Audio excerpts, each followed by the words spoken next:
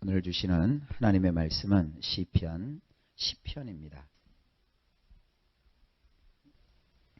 할렐루야.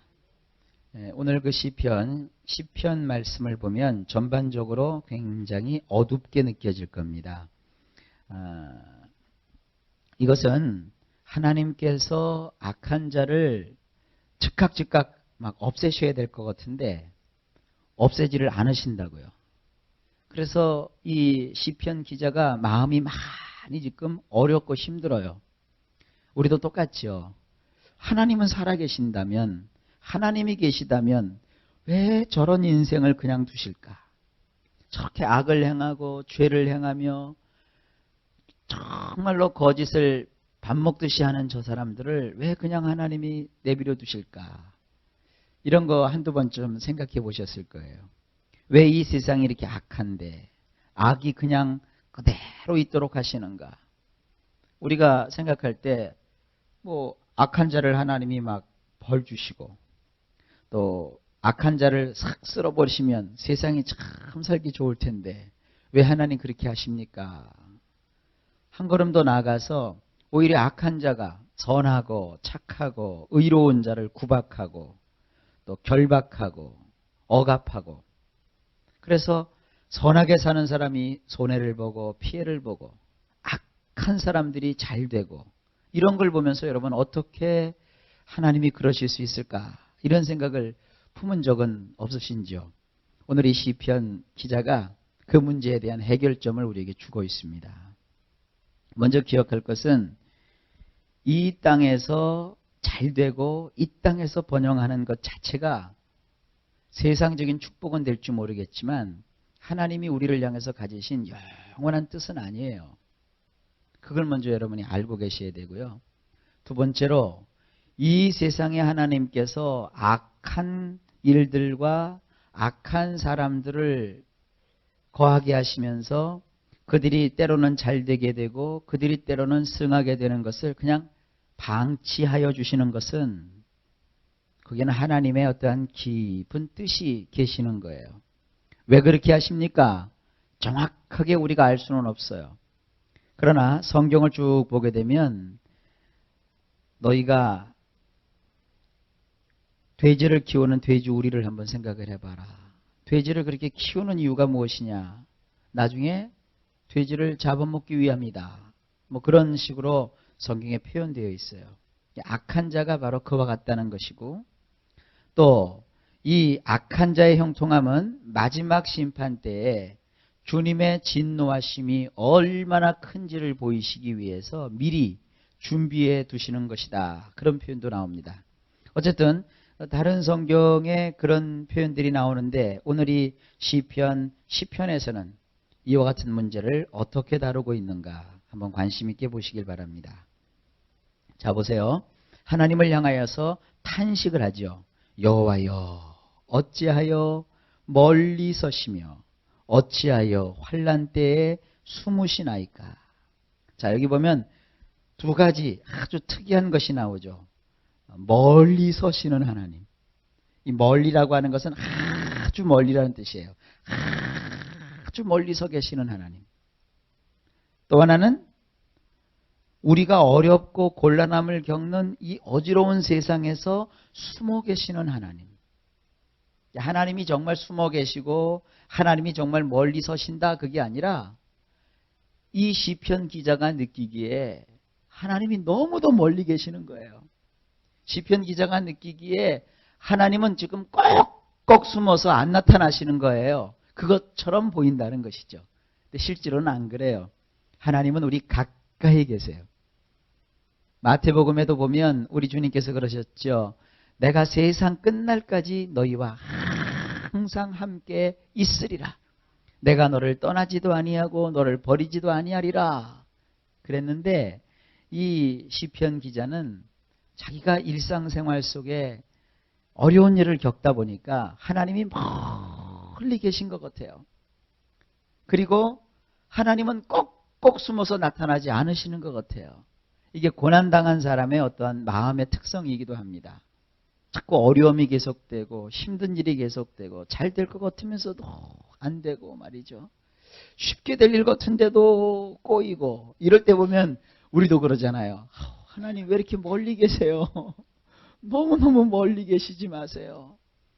그리고 하나님 늘 나와 함께 하신다고 하시면서 왜 나는 돌아보면 하나님이 내 주변에는 안 보입니까? 어디 숨어 계신 겁니까? 이렇게 생각할 때가 있단 말이에요. 그런데 이제 보세요. 그런 생각을 가지면서 주변을 보니까 악한 자밖에 안 보이는 거예요. 악한 자가 어떻게 하고 있어요? 교만해요.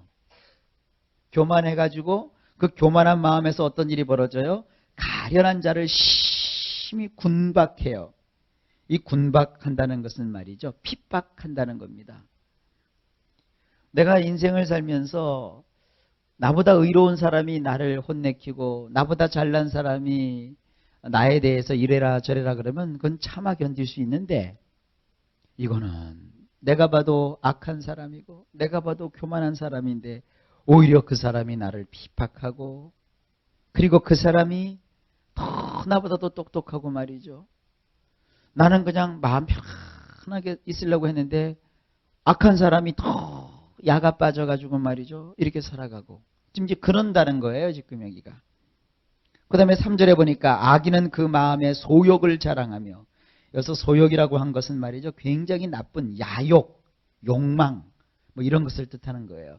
야욕을 가지고 그것을 막 자랑하고 그 다음에 탐리하는 자. 이 탐리하는 자는 말이죠. 돈 밝히는 자예요. 돈만 밝히는 자.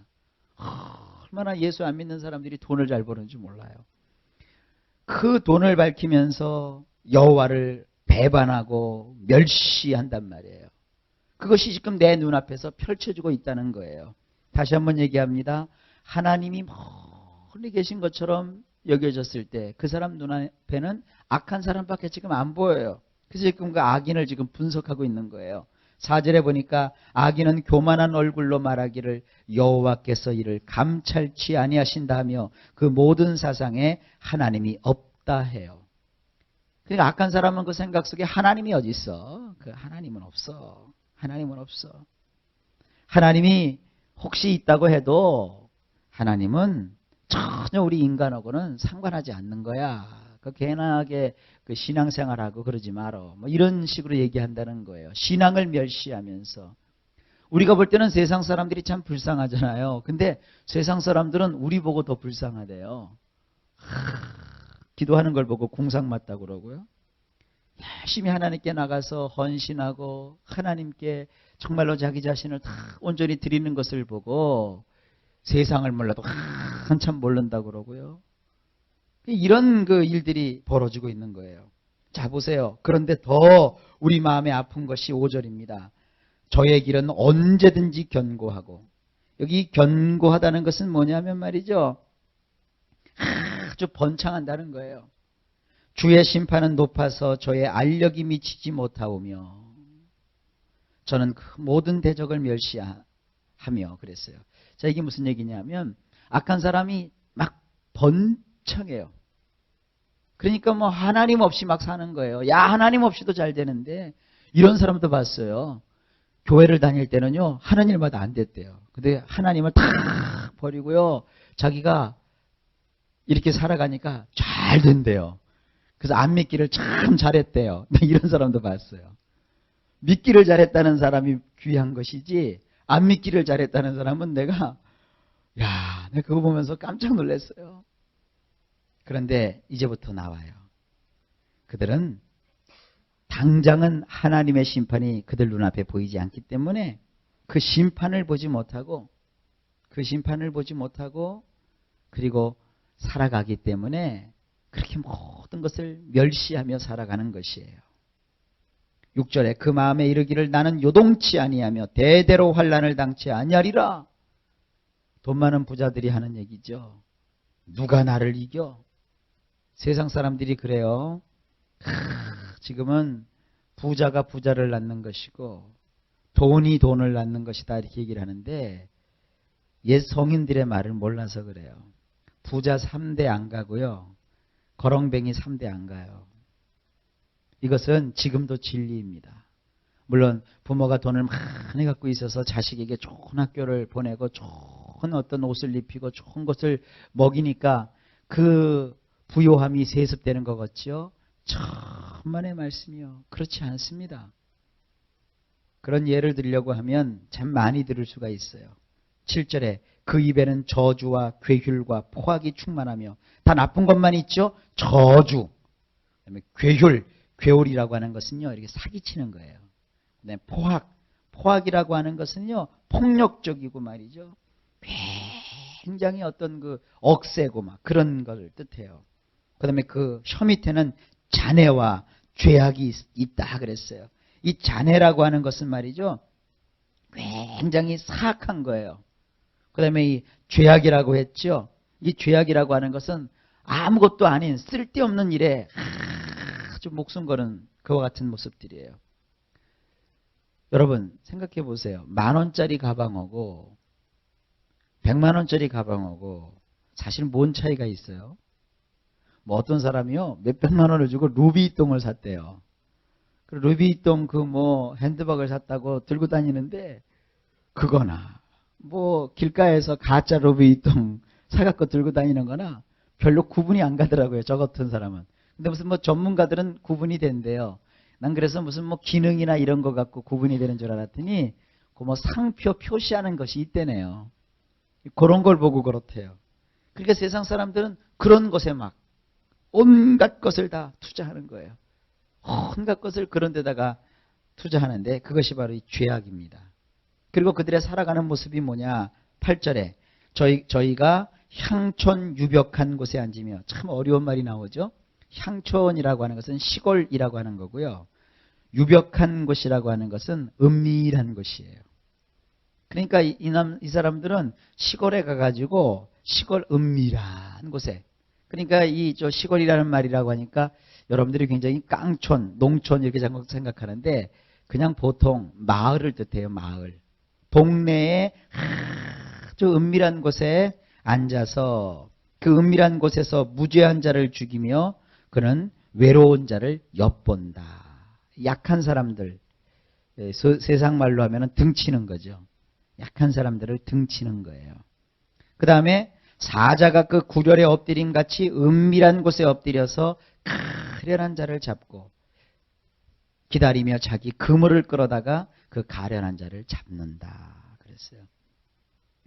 그러니까 이 악한 사람들은요 자기보다 강한 사람 앞에서는 한없이 숙이고요, 자기보다 약한 사람들을 이렇게 잡아먹는 거예요. 이렇게 악한 사람들의 모습을 기록하고 있습니다. 더 나가서 구풀이 엎드리니 그 강포로 인하여 외로운 자가 넘어져요. 여러분 신앙적으로 보면 외로운 사람은 위로를 받아야 되고 힘을 얻어야 되는데 세상 악인은 그래요. 여러분도 많이 경험해 보셨을 거예요. 여러분이 돈을 가지고 또 있고 하는 일이 잘 되면요 세상 사람들이요 여러분들을 존경해요.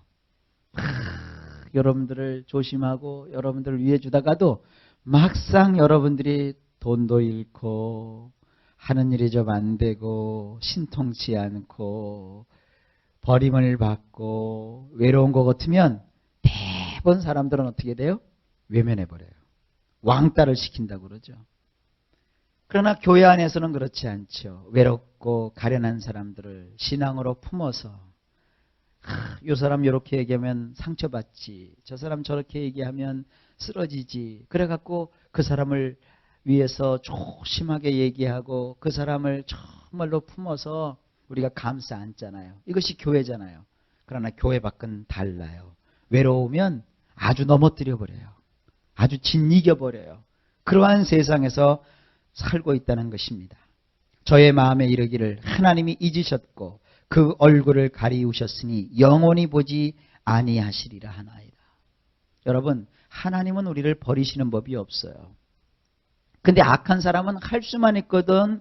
우리 믿음을 가진 사람들한테 뭐라고 하느냐, 거봐 하나님이 계시긴 뭘 계셔도 널 버렸어.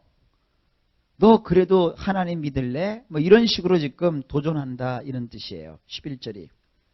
그런데 이제부터 기도가 나오죠. 여호와여 일어나옵소서. 하나님이여 손을 드옵소서. 이 가난한 자를 잊지 마옵소서. 그렇죠. 일어나시옵소서. 손을 드시옵소서, 잊지 마시옵소서. 이 세 가지예요. 어렵고 힘든 일을 겪을 때, 이 험난한 세상을 볼 때 우리가 하나님 앞에 드려야 될 기도는 이 세 가지예요. 끊임없이 드려야 돼요. 하나님 일어나시옵소서. 그리고 하나님 손을 드시옵소서. 하나님이 손을 들면 무시무시한 일이 벌어집니다. 손을 드시옵소서. 그리고 잊지 마시옵소서. 이 세 가지예요. 참 세상을 볼 때 이해하기 힘들고 우리가 신앙생활을 하면서 참 험한 그런 꼴들을 보면 여러분 마음에 낙심하거나 좌절하지 마시고 왜 하나님 멀리 계십니까? 왜 숨어 계십니까? 그러지 마시고 적극적으로 이렇게 기도하세요. 하나님 일어나 주십시오. 하나님의 그 능하신 손을 들어 주십시오.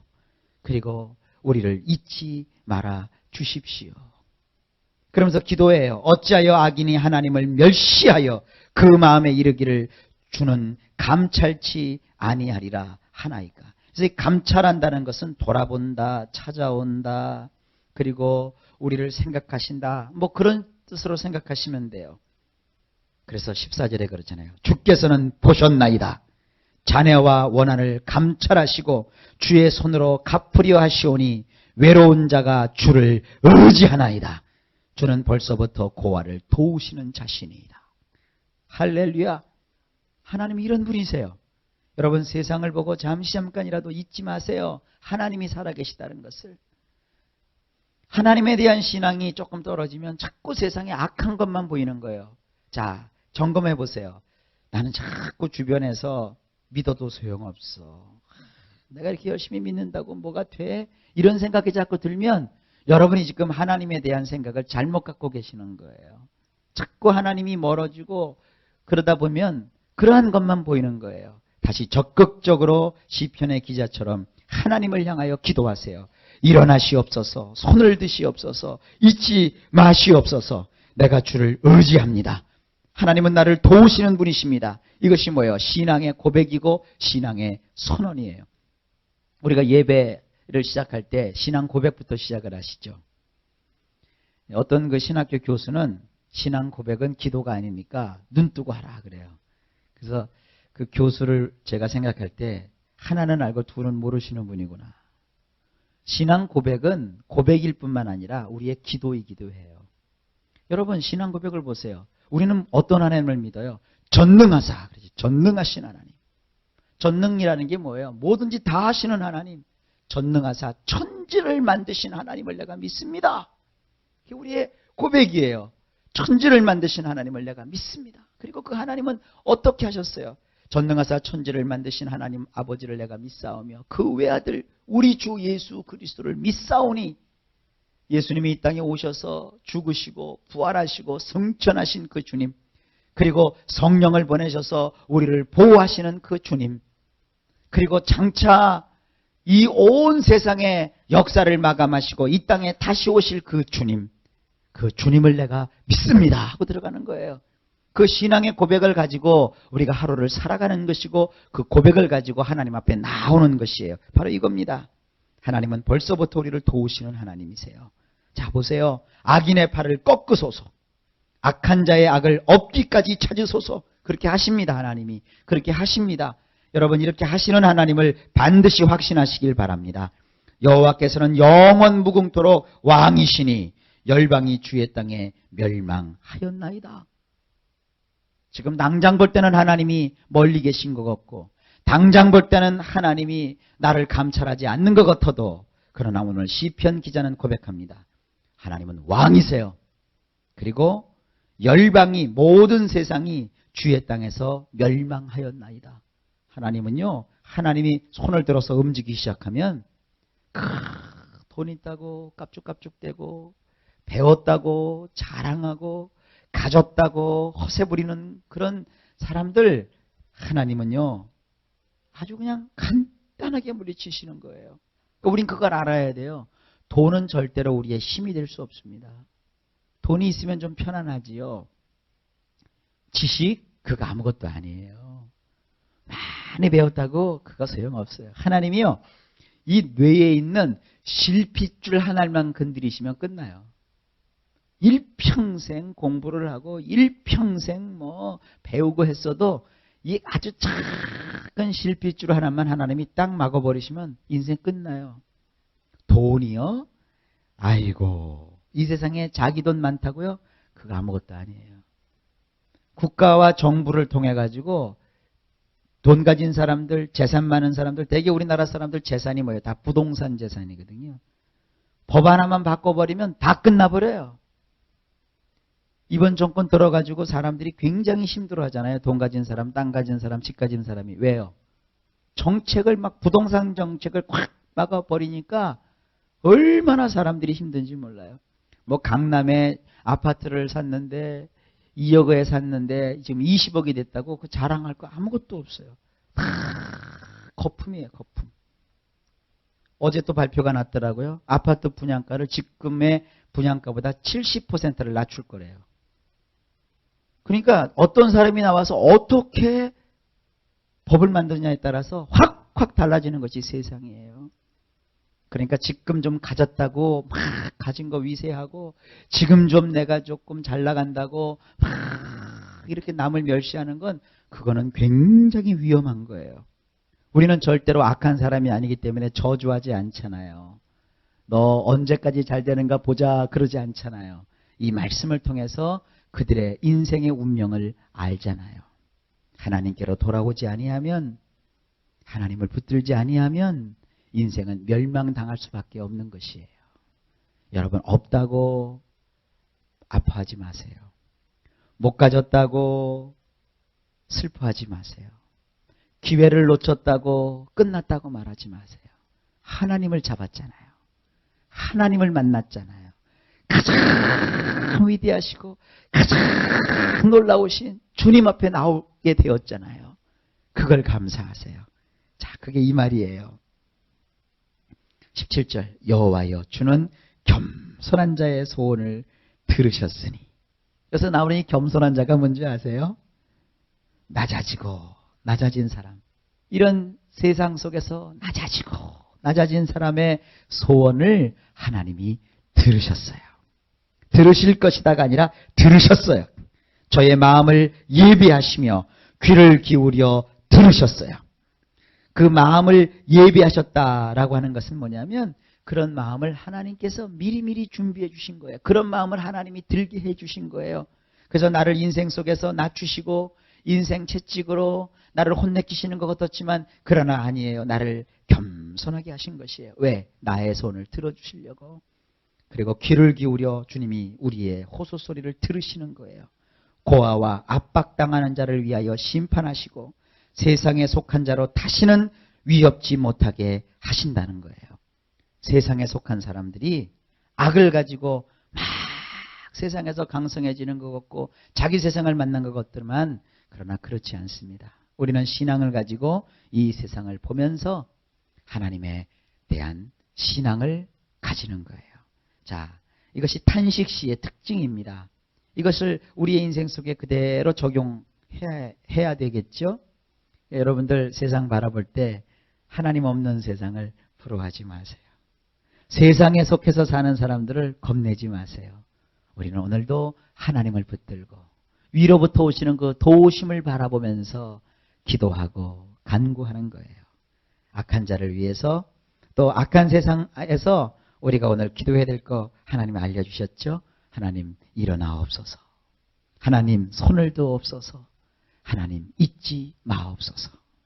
오늘도 하나님을 깨우시고 오늘도 하나님의 그 능하신 손을 의지하시고 오늘도 그 하나님의 도우심을 바라보는 귀하고 복된 삶이 되시기를 우리 주 예수님의 이름 받들어 간절히 축복합니다.